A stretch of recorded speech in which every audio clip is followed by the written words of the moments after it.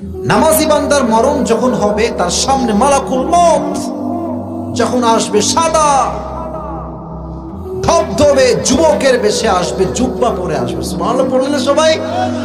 ডাক দিয়ে বলবে, এই মুরব্বী আব্বাজান, নামাজি মুরব্বী আব্বাজান, নামাজি যুবক, তোমার কোনো টেনশন নাই, লা তাহজান, টেনশনের কোনো কারণ নাই। ইয়া আইয়াতুহান নাফসুল মুতমাইন্না উখরুজি ইলা মাগফিরাতিল্লাহি ওয়া রিজওয়ানি।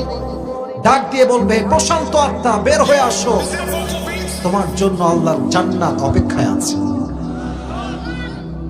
এটা কি দৃশ্য? কাফাম মিন আকফানিল জান্নাহ ওয়া হানুত মিন হানুতিল জান্নাহ। আপনার রূহকে সম্মান দেওয়ার জন্য আল্লাহ জান্নাত থেকে একটা রেশমি রুমালের স্পেশাল কাপড় দুনিয়াতে পাঠিয়ে দেবে। আপনার রূহটা বের হবে, মুরব্বীরা এদিকে, চোখের চোখ, রূহ বের হবে, রেশমি রুমালের কাপড় জড়ানো হবে, এমন সুন্দর করে নিয়ে মালাকুল মউত সোজা ইল্লিয়িন তথা জান্নাতের ঠিকানায় নিয়ে আপনার রূহকে রেখে চলে আসবে। সুবহানাল্লাহ পড়েন সবাই। আমাদের যে জীবন, এটা দিয়েছে কে? সামনে যে মরণ আসবে, মরণটাও দিবে একজন। আওয়াজ দিয়ে বলেন তো, তিনি কে?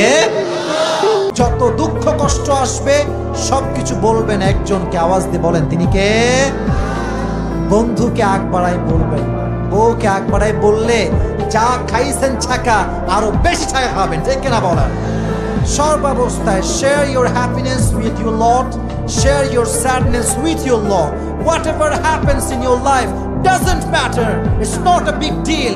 If Allah is with you, no one can do anything. ঠিক কিনা বলেন যুবক? আরে আল্লাহ তো সেই মুনিব, তাকে 10 বার সঙ্গে ডাকলে আল্লাহ কয়, তুই গুনাহ করেছিস, আমি তোর একটা নাম রেখেছি গাফফার, তুই গুনাহ করে আমাকে ডাক দে, আমি তোর গুনাহ মাফ করে দিব।